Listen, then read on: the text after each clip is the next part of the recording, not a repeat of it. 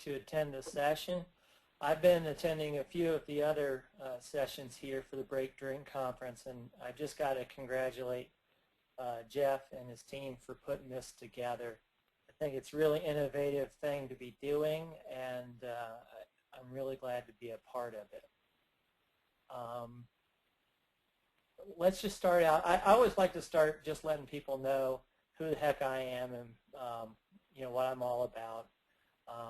My name's Sean Cook. I'm a life purpose and career coach, and I'm the founder of higheredcareercoach.com and higheredlifecoach.com.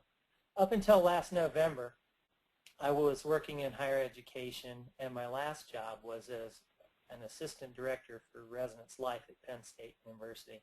So I have like 15 and a half years of experience working in higher education in various roles.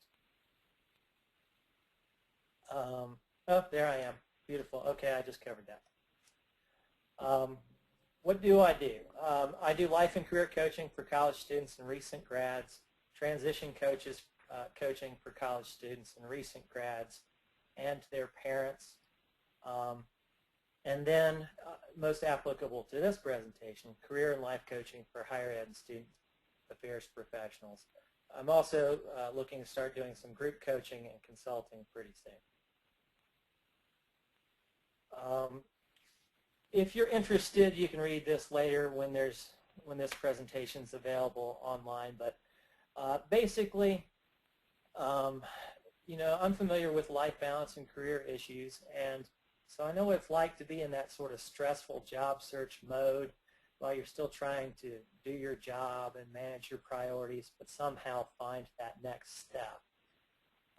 That's really what got me into the idea of being a life and career coach, was learning from my own successes and very much from my own failures. I know that having a job and making a career can be a really stressful and frustrating thing for a lot of people. So I've always found a lot of satisfaction in helping people get where they want to go, and so this topic is kind of near and dear to my heart. I do have experience on both sides of the interview table. I've done placement exchange interviewing back when I was at Penn State, and so a lot of this advice that I'm going to be sharing today is very much drawn on my personal experience as a candidate and as an interviewer over the last 15 and a half years. What I'm going to try to cover with you is pretty simple. We're going to talk about some of the logistics and some of the etiquette that go into the interview process after the placement conference. We're going to talk about scheduling a little bit. I'm going to try to answer some questions about money, travel, and lodging, and the etiquette that go along with discussing this with an institution, how to follow up after the interviews, how to drop out of a process the right way, and then more on the motivational front, handling your disappointments, staying motivated. And then when you get to that point where you've been made an offer and you're really trying to evaluate and weigh your different options, how to accept it or reject it, and then kind of how to plan for your new life and starting over if you have to. Okay, scheduling. Some schools do conference follow-up interviews by phone before inviting you to campus. Now, I know that may seem kind of odd because you go to the conference and you do well in the interview and you kind of expect that the next step will be that you've been screened already and you get to be invited to campus. Some schools do interviewing and their screening interviews at several different conferences, and they may be simultaneously starting a phone interview process as well. So there are times that schools will say, we're still trying to whittle down our list of candidates because of the number of vacancies we have, and get it down to a reasonable number because we have a lot of people that are competitive in the search. So that's just something that's good to know, and don't be offended if you've already interviewed at a conference with an employer and then they invite you to have another phone interview. You have to remember that being offered an interview is a vote of confidence in your skills and your abilities and your possible match for their institution. So go in with that perspective. Don't get discouraged by being basically re-screened. It does happen. A lot of that depends on the size of the school, the number of vacancies they have, and really the personal preferences of the hiring coordinator.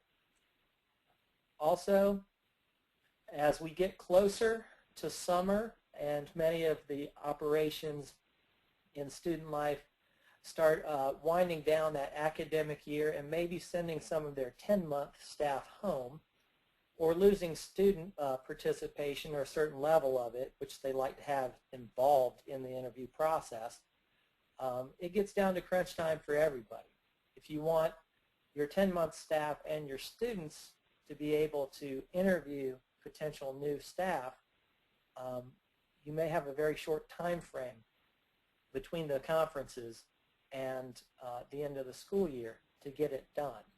So don't be surprised if when you're offered a campus interview, it's on short notice. Most places will give you a couple of weeks notice, but the closer it gets to summer and then through the summer, the closer it gets to August and crunch time for opening, the more likely your notice is going to be very short. In many institutions, many departments will have long interviews. So you need to be prepared for the possibility that you might be talking to various groups of people for a day or a day plus by the time you meet people at the airport, get escorted around campus, dinner, tours, things like that. Then a day-long set of interviews and maybe some more entertaining and making sure you're doing okay in the evening. It could very easily be a day-and-a-half long process. So you need to give yourself plenty of time when you schedule your interviews to do things like travel and just decompress between interviews. So who pays? Obviously, if you don't have a job, money is going to be an issue. And I think for many candidates, it's one of the more frustrating things figuring out what the right etiquette is when it comes to money, because you don't want to come across as rude or desperate or incapable of handling your finances. You want to make a good impression because it's hard to talk about money. What I've generally found is that some schools pay for travel and some don't. Some will have caps on their reimbursements, and some will only pay if you're offered a position or if you accept one if they make an offer. That is kind of interesting, but basically I guess their feeling is if they didn't like you, you did them a favor by coming in and letting them decide, so they're glad to pay you for that. If they did like you and you accept an offer, then you're both happy, and then they pay you for that. But if they did like you and you didn't like them, I guess they feel they've wasted their time and effort, and so they may not reimburse you if you decline a job offer. I think that's awkward, but it is something that many schools do, and I think you should be ready for the possibility that might happen if you come up against that situation. So what's the etiquette? First, you should ask questions up front about whether a university reimburses for any part of candidate travel. If you're being reimbursed, communicate about those costs before you book flights, keep all your receipts, log any mileage on your personal vehicle, and ask for a specific time frame for submitting those receipts. Many schools will tell you, please collect them and mail them back to us within 2 days of your return. Now, money, again, is an anxiety-causing issue for many people. So the question I've gotten a few times in talking to candidates this season is it really okay to ask about money, about being reimbursed? And I think you'll find if you're talking to most hiring coordinators that they are okay with that. So don't go in with a huge amount of stress and anxiety. It's a pretty standard question. And employers understand that candidates need to watch their expenses. Should you try to negotiate what sort of reimbursement you might get? This is a little more awkward. Most employers kind of have general rules, so I think it's better to ask what the policies are than to run in and think you can negotiate.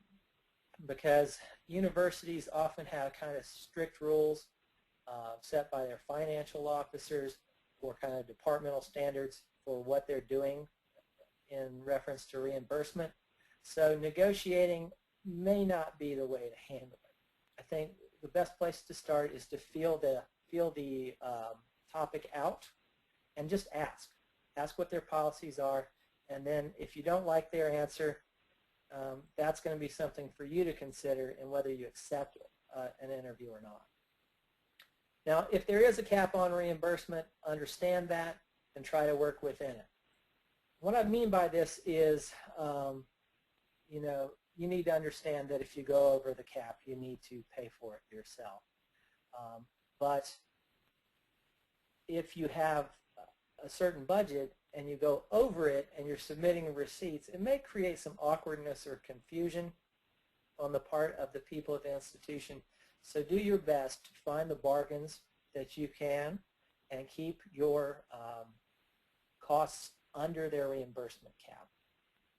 And if you can't pay for what you need to pay for out of pocket in reference to an interview, then don't accept the interview.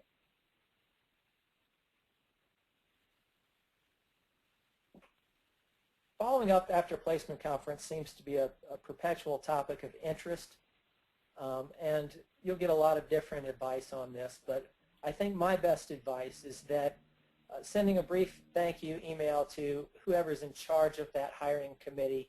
I'm calling them for the purpose of this presentation the hiring coordinator. That could be a search committee chair, it could be the director, it could be someone in human resources, but whoever your central point of contact is, sending a brief thank you to that one person is probably enough. Sending brief emails that basically say thank you to the members of the interview team, that's certainly fine as well. If you didn't get to ask about the timeline, you should inquire about it in an email to your main contact as early as possible after the interview. The thank you note is a great time to ask that question because you're already contacting them for another reason. Excuse me. For the first week or two, email contact is probably best. The reason for that is, they may still be in the middle of their hiring process, and really all you have to say at that point is thank you, and reminding them that you're available and interested. Just keeping your name out there, keeping top of mind awareness for who you are and your level of interest is fine.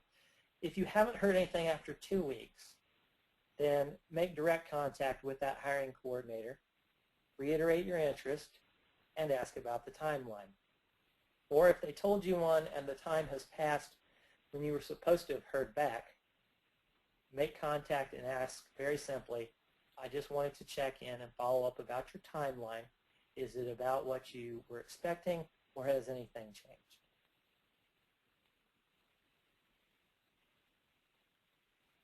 Now, we have a pretty small field, and candidate etiquette as far as dropping out is a real topic of concern on the hiring side. I do know that at my time at Penn State, we had some very interesting interactions with candidates after the interview that basically resulted in some of those people not getting the job. One of the things that our hiring coordinator really struggled with at times was efforts to reach candidates to offer them jobs. Now, after the interview, if you know that you're not interested, the thing to do is to convey that. I know it's hard. I know you don't want to burn bridges, but not returning contacts will do exactly that. So remember, this is a small field. Don't be rude, demanding, or burn bridges. Not saying that you would. I know that most of you wouldn't, and most of you probably don't need that particular advice. But just remember that different people respond in different ways to how they're communicated with or not communicated with. And silence can be just as frustrating when you're trying to reach someone than a conversation that you were hoping not to have. I think it's better to know that someone's not interested than to spend 3 weeks of your time and effort trying to contact them when you could be moving on to the next candidate before you lose an opportunity to follow up with that person. So just remember, there are other people interested, there are other opportunities out there for them, and if a particular institution is not for you, what I recommend is that you graciously thank the hiring coordinator for whatever experiences you've had, whether that be the conference interview, a phone interview, or a campus interview. Wish them well in their search, and just be tactful and kind of general about your reasons for dropping out. I got another offer. I thought it was a better fit. I really didn't feel the institution, your institution, was a good fit for what I need, or I'm just not ready to make a decision right now. Those are probably the 3 safest things to say, the 3 most tactful things to say, and so those are the 3 I would recommend. But when is contacting someone necessary? Here are some common times that really you need to make some sort of effort to communicate and have some outreach to the hiring coordinator at the institution. If you've been offered an interview, the answer is to call them back and accept or decline that. Now, we have had times when people have not returned calls when they've been offered an interview. If you've moved on, you've moved on. But remember, and the people that you meet and interact with in your current search may come around again later. So, and that's true whether you're applying to the same institution or to a different one, because we have a field where there's a lot of mobility, and you never know who you're going to cross paths with again. The hiring coordinator, the assistant director, whoever you interviewed with at institution X could be your potential supervisor a couple years from now at institution Y. So make sure that any time that someone remembers you, they remember you in a positive light. So even if you need to decline the interview, make sure that you make a direct contact with the person who contacted you as soon as you possibly can. It's just good etiquette. If you need to reschedule, now, first thing I'm going to tell you about rescheduling is do your best to never do it. The reason for that is most positions in student life, group interviews are pretty common. They're hard to put together, and you have to remember that most institutions for each vacancy will be bringing somewhere between 3 and 5 candidates per vacancy to campus, sometimes more. So it's not just about the day you're interviewing and the people that are involved. Needing to reschedule could potentially have a domino effect and result in all of the interviews or multiple people's schedules being disrupted. And unless you have something that's beyond your control, like an accident or an illness or a travel delay that you didn't anticipate and could not have anticipated, unless those things are true, do not ask to reschedule. You have to remember you know, how this works, and you will be putting a lot of people out. At any time you decide an institution is not a good fit and that you wouldn't accept a job, that's when you should pick up the phone and call and graciously thank somebody and declare that you're no longer interested for one of those 3 reasons, hopefully, that I mentioned before.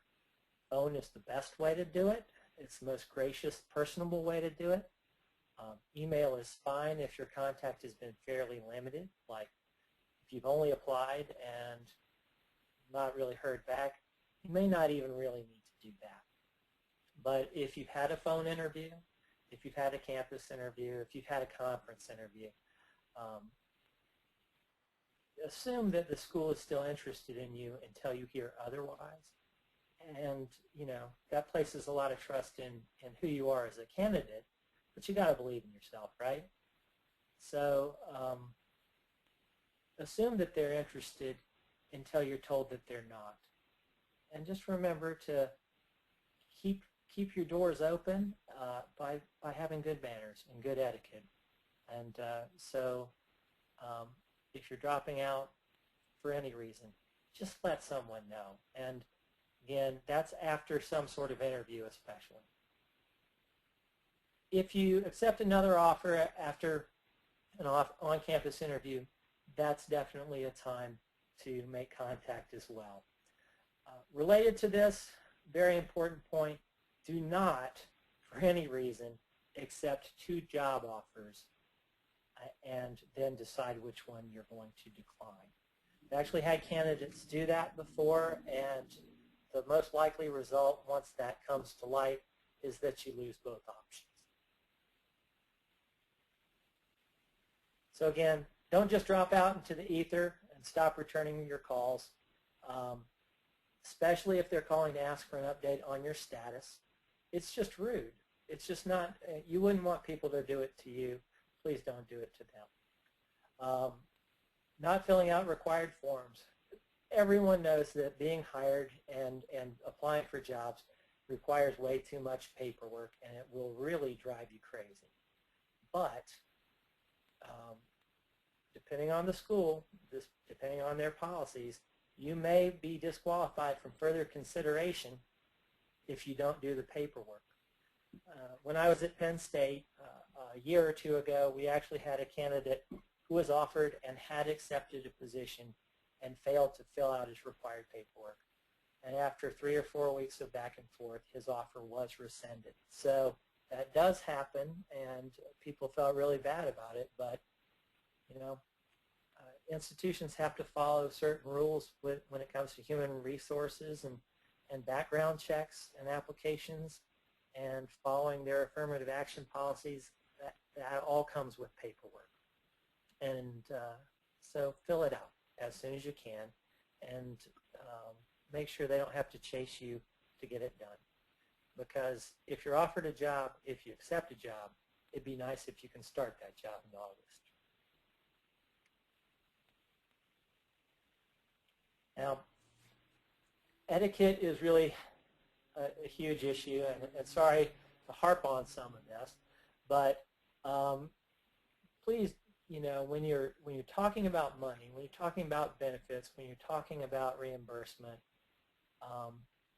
listen to what the hiring coordinator has to say about hiring ranges, what sort of salaries they are able to offer, what the standard benefits are, what they're able to reimburse you, because they have rules to follow, and the rules need to be rules that would apply to everyone. You may think you need or deserve a certain thing, but that's why it's best to find out some of these things going into the process and make your decision on whether to accept an interview on that. Simple enough. The world doesn't revolve around what you think you deserve. And if you take that sort of attitude into a job search, it will backfire on you, and it will not be good. Don't say more than you need to say. Now, it may be true that a department or their programs or their staff don't meet some expectation you had going in, but telling them that will only come across as arrogant, so just don't do it. Again, the best way, and this is just to sum up kind of my feelings on this, don't drop out in any other way than thanking them for their time and wishing them luck. That's just good manners. It's the gracious thing to do. More about money.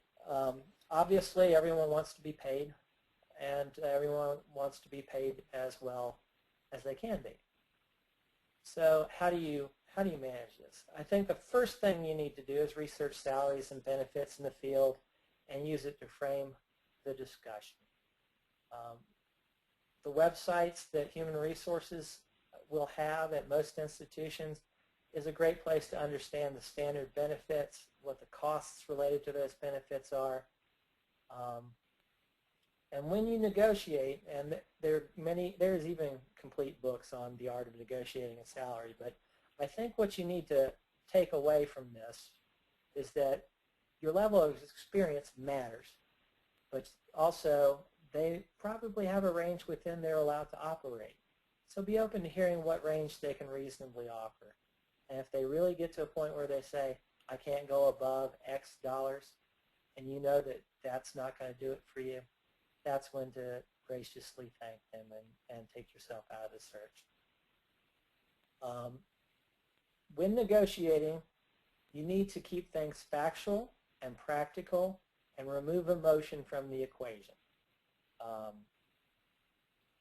Best ways to do this are to give examples of your experience and make sure that while you talk about your experience, you apply your arguments towards what you're going to do in the job to earn that salary. Any discussion of what you need emotionally is not something to do. How not to negotiate an offer. Again, don't talk about your financial needs, your debts, or your ego need for a certain salary. Those are your problems. They have nothing to do with benefit to the employer. They're beside the point. Compare your potential salary to people you know at other institutions. That's ridiculous. They're not hiring those people. Okay? In other regions, because taking a job in Pennsylvania at one level will be different than the same salary in Georgia, and the same amount of money in either of those places will not compare to California, because the cost of living is much, much higher in most places in California. And if you look at resident director salaries in California for postings, you will notice the salaries are significantly higher than many places along the East Coast. But when you factor in cost of living, it's really not that much of a difference. You can actually visit some sites like fortune.com and money.com, I believe move.com, where you can research moving, and actually do cost of living and salary calculators. You plug in a certain amount of money in your current region, and it'll tell you what that means in the region where you're hoping to relocate, what you would really need to use. So definitely check those things out and really right-size your expectations about money, because $1 in California is not the same thing, is not worth the same as $1 in South Carolina, Georgia, or Pennsylvania. It's just not, because cost of living has to be factored in. Again, take all emotions out of the negotiation. It needs to be a practical, evidence-based, example-based thing. So the discussion really has to be on that. Don't ever get angry. Don't ever act as you've been insulted. And of course, crying is bad and threatening to walk away is bad. But here's the news on that one. If you do those things, they're not going to care.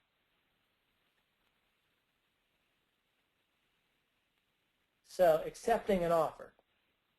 This is when you have to play some of your cards close to the vest and really kind of take some time to really make sure you understand what you're being offered, that you know when you need to get back, and that you've really thought over all of the points of the offer and that you're comfortable with them. So first thing to do, most likely when an offer is made, you'll be called and made a verbal offer and given some deadline for getting back. If they don't give you a deadline, ask for a solid deadline for getting back and be sure you meet that deadline. But get the offer in writing so that you can really pick it apart and see what it means. If you don't know what you want to do, or if you don't understand the terms of the offer, set up a time by phone to discuss that with the hiring coordinator. Ask as many questions as you can. And just also understand that different institutions handle this differently, but a deadline's a deadline, and if you don't meet it, you may end up not having a job. Okay, declining an offer. Again, being gracious is the key. If it didn't work out, even if it was the most horrible experience you've ever had in your life, it was not some complex scheme that people who didn't even know you worked up in an attempt to insult you, toy with you, or wreck your self-esteem. Thank people for their time and efforts, even if you had a really bad experience.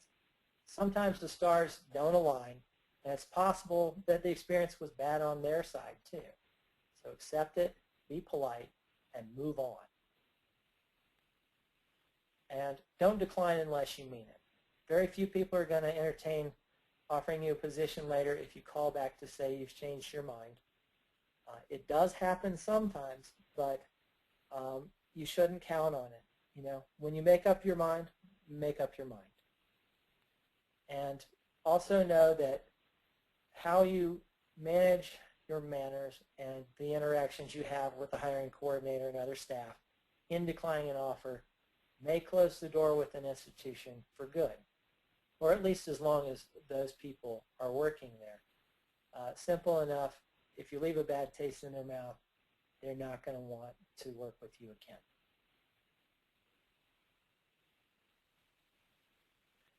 Now, dealing with disappointments is one of the hardest things about the job search, and there will be times you feel like the world has turned against you and that nothing's going to work out. If it doesn't happen in this search, it'll probably happen sometime later in your life. So what do? Well, don't talk about your disappointments with the people who are possibly going to hire you. Don't talk about it with the hiring coordinator. Don't talk about it with staff you know at that institution. Find yourself a trusted friend or mentor, and if you need to, if your prospects are starting to dry up, or if you really had a solid commitment and interest in a certain position, it's okay to grieve that. You put a lot of time and energy and motivation into getting a new job, and it's okay to be a little upset and feel a little bruised and need some time before you get back up on the horse. But don't wallow too long, because the next opportunity might be right around the corner. It might be waiting for you. It might be the right thing. So wallow for a little bit and then move on. Some of the best ways to stay motivated, number one, get away from it for a while. You know, take some time off your current job or your grad school work. Make sure you do this for at least a couple of hours every week. Go out and see a movie. Spend some time with friends, hopefully friends that will not be only talking about their job search. Decompress. Use your weekends to decompress. Do most of your job searching activities during the week. Because looking for a job is a job, so do it on weekdays. That's when people work. Also, try to find a network or some people that can help you stay motivated. It's not easy to stay motivated by yourself. Talking with other job seekers about their mutual disappointments, their mutual successes, and really just what's going on in their life. Processing through fears and challenges. These are all really good things to do. I run a job seekers group every Sunday night right now, and really that's basically what we talk about. Just trying to keep each other motivated and up. If you have a mentor, make sure you're connecting with that mentor pretty regularly. And if you're isolated or you just don't feel comfortable networking with your peers in your grad program or your colleagues at work or your supervisor, or if you don't really have a mentor, then think about hiring a career coach. That's what we are for, and we can all help. We can help you stay motivated and hopefully keep yourself accountable to your job search goals. There may come a time when you need to start over. And this can be one of the harder times to deal with emotionally. It can really sap your motivation. It can really make you feel kind of lost and unsure about where to go. So here are some thoughts I have on that.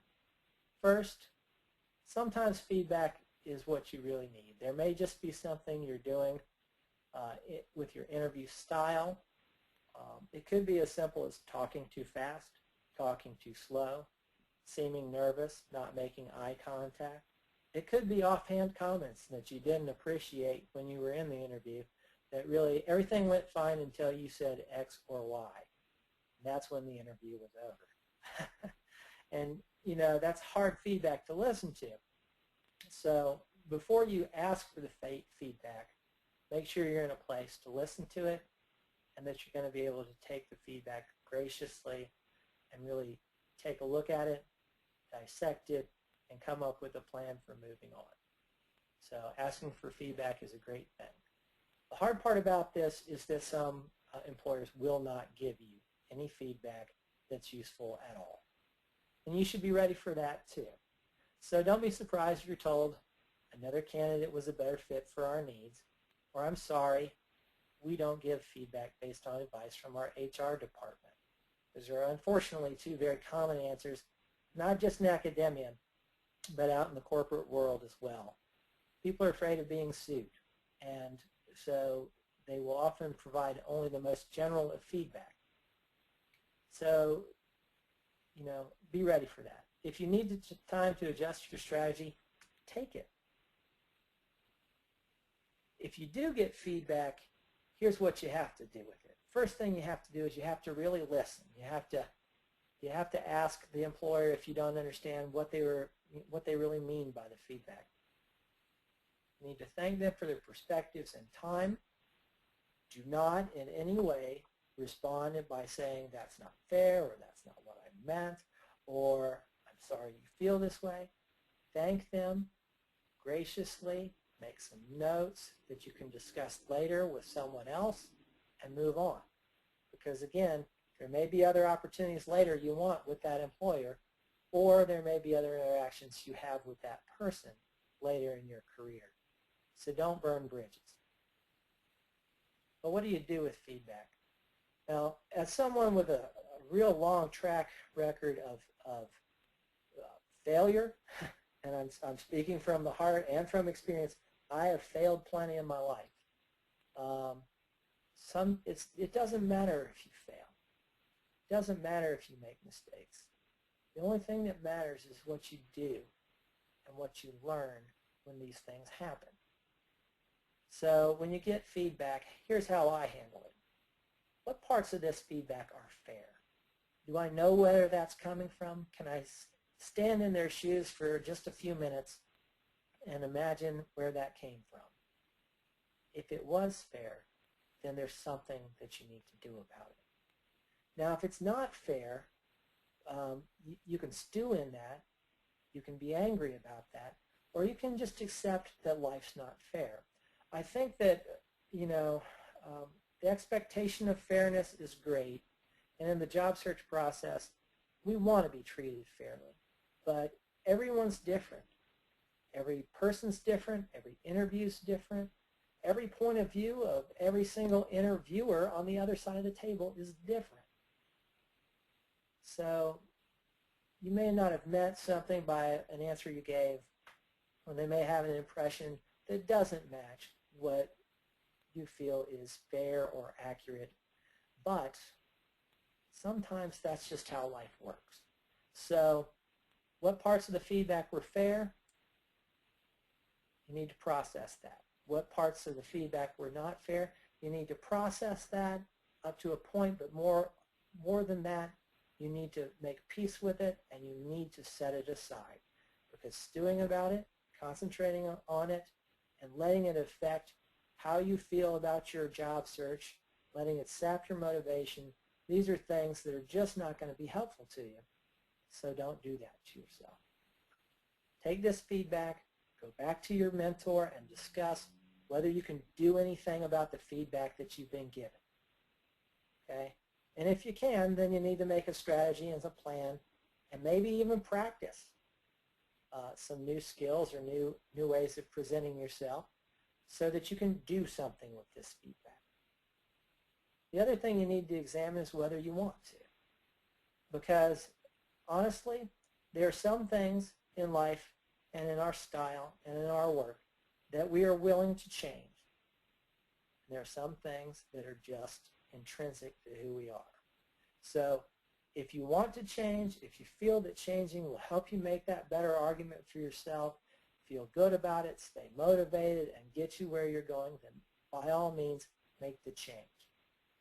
If the feedback is something that someone didn't like, something that you like about yourself, that you know that you're good at, that you really shine at, if it's about experience that you have that they don't think is a good fit, but you're comfortable with it, then here's a little hint. Just be yourself. Just do what you need to do. You know, if they don't like you for who you are and how you are, then you don't want to be there anyway. If you need individualized help, my best advice is, again, find a mentor, talk to your supervisor or colleague, or hire a career coach. Again, that's what we're for. So at this point, I'm ready to take questions or comments, ideas, anything you'd like to talk about. So, Jeff, how are we doing? Doing good. I have a couple questions already. Let me pull them up really fast.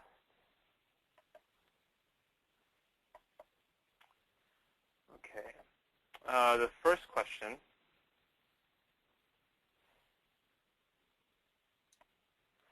First question is, if someone had a phone interview on the 11th of March and was told they would be contacted during the week of the 22nd and has not been contacted to present day, what should the candidate do? What should the candidate do? Yeah. Well, I think at that point, a call to the hiring coordinator is probably the most logical response. Now, sorry, there's a truck going by my window. Can people still hear me? Yeah. Okay, we can hear you fine. Yeah. Simple email or phone call. I think a phone call is good, but here's where I'll put in just, I guess, a little stylistic advice, and it has to do with your comfort level and your ability to manage your emotions. And often that's proportionate to your commitment to wanting a certain job. You know, if you really, really want a certain job and you haven't heard back, you may just be a box full of anxiety. You may not be ready to speak to someone on the phone. It might just be too intimidating. But what you need is the information. And you can get information from an email. So if you're just not comfortable, send an email really quickly and just ask very simply, you know, say it like this. My name is Sean Cook, and I applied for the assistant director job. I was interviewed by phone on the 11th and told I'd heard back by the 22nd. Just wanted to check in and see if you were still working within that time frame, and I'd like an update, if possible, about where I stand in the search. That's it. It's very matter of fact. It's very, it's polite. You end with a thank you for your time, and hopefully they reply to you. If you send one email and they don't get back to you, then it's time to pick up the phone. You don't want to be that person who's sending 68 daily emails. You don't want to be the one that sends more than one a day, really more than one or two a week, because while it may be critical to you to know this, and you may have a certain sense of urgency, from the employer's point of view, it's part of their routine, and they're looking at it from this point of view. If the position starts in August, I need to have this resolved by August. That may not be fair, but that's how the world is, and so you need to right-size your expectations. If things plod along and don't move as fast as you want them to move, it could be because you're out of the search and they don't manage their process well. It could be that they still have a strong interest in you, but don't manage their communications about that well. You just got to check in, and you got to be matter of fact. And if you don't, if you're not comfortable picking up the phone, send a quick email. If you don't hear anything by the end of that week, pick up the phone. Great. We have another question about res life jobs specifically. It said they are on a very different timeline than non-res life jobs. what should be done in the case where I get an offer from Res Life, but I'm still applying and interviewing for other jobs? Yeah. Well, here's the thing. People aren't going to wait forever. And, simple enough, how quickly you get back to someone may very well affect whether, job offers do get rescinded, even in higher education. So, they can't wait forever. And really, think from the employer's point of view for a second. Is it really fair to ask them to wait for a long time when they may have 3 or 4 more qualified candidates, maybe that they've interviewed already, that did well, that were liked? Maybe you're the first choice, maybe you're not. But you're the choice in front of them now, and the longer you wait to get back to them, the more likely they are to lose some of their other prospects. And so you need to think of it from their point of view.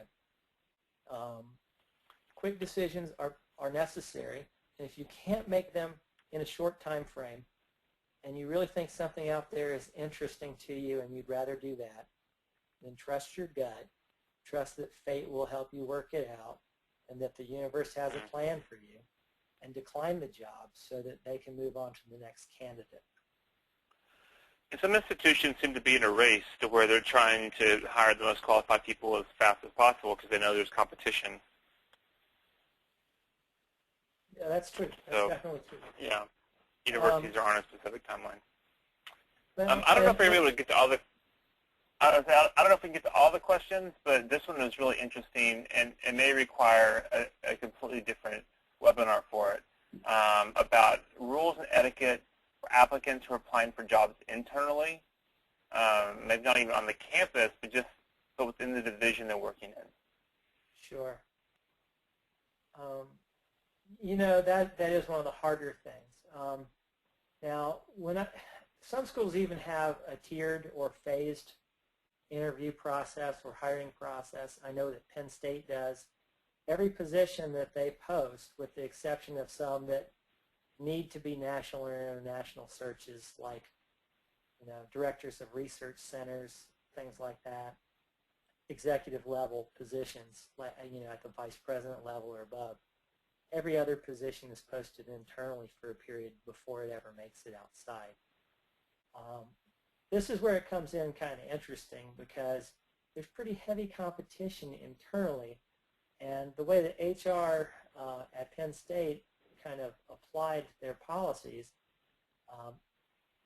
you had to screen through and eliminate first people who did not meet your minimum qualifications. It was okay to go ahead and cut those people.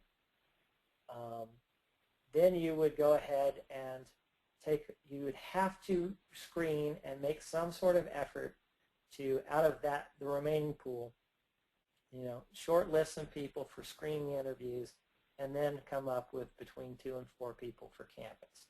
So what would happen for some of the better jobs is you might have, not just from within student affairs, but from elsewhere in the university, because there are plenty of people in student life backgrounds that don't work for student affairs.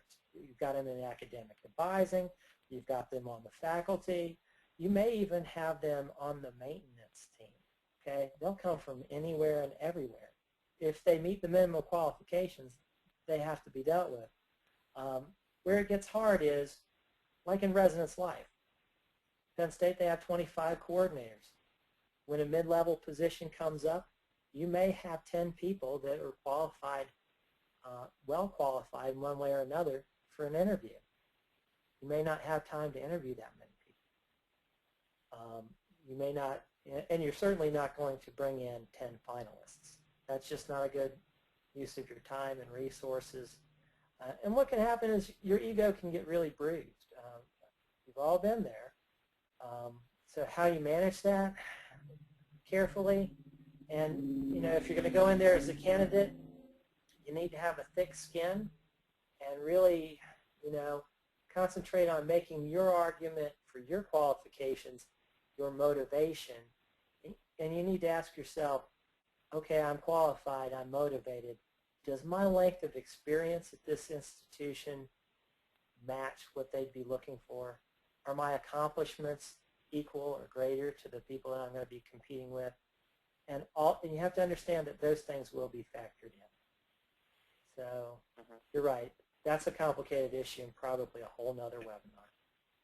Yeah. Sean, there are more questions, but we don't have time to get to them now. Can you give your contact information, how people can get a hold of you? Sure. It's really simple. You can email me at sean@higheredcareercoach.com. You can send me a tweet at HiEdCareerCoach. That's HiEdCareerCoach. That's my Twitter, one of my Twitter accounts. Or if you really want to talk to me in person, I have a Google Voice widget on both my websites, on Higher Ed Career Coach and Higher Ed Life Coach. And you just click there and enter your information, and it'll call me on the phone. So any and all of those things are great, and I look forward to talking with anybody who needs advice. And I give a good bit of it for free, but at a certain point I would ask you to pay. Sorry, that's a caveat. Right. Got to make a living. But I'm glad to give some free advice and talk to people and give some perspectives anytime. That's why I'm doing this. Great. Well, Sean, thanks for the good input. I think everyone really kind of got something out of this and can relate to it either from going through the process or they're hiring themselves. So we really appreciate you participating in the conference. I appreciate you having me. And all you candidates out there, keep believing in yourself, stay in the hunt, and good luck. Yeah. We've all been there.